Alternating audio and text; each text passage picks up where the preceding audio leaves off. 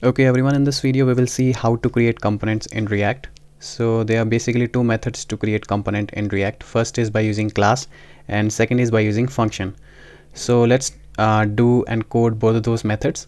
So first we will go to our source directory, and inside this let's create our component file. So let's give it a name custom.js. Okay, so inside this we will create our first component by using class. So first we need to import React libraries. So write import React from React library.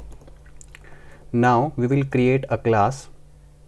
So write class keyword and then you can give it any name. I'm giving it custom. Okay, so yeah, now we have created our class, but first we need to make it component.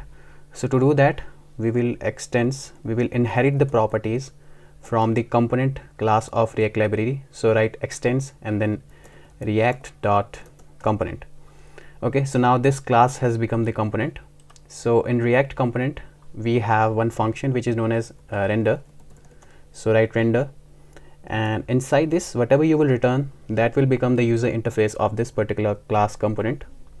So write return, and inside this you can write plain HTML tag, but make sure to write one parent element inside it.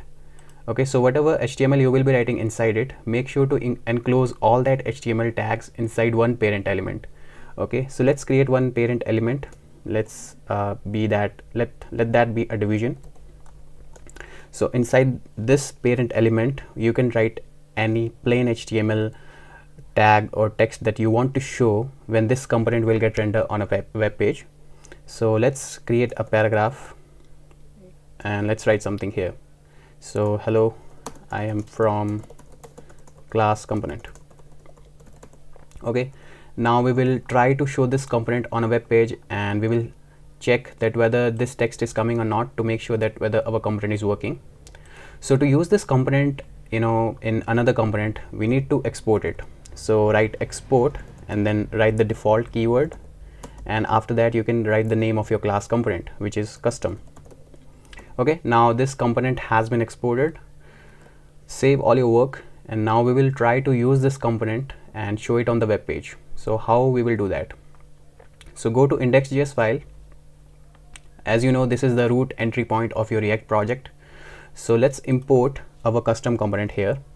So write import and then custom from the address of that custom component, which is the current directory, and then custom.js. Okay, so now this component is imported inside this variable. So you can give any name for this variable. Okay, let's give it name custom component.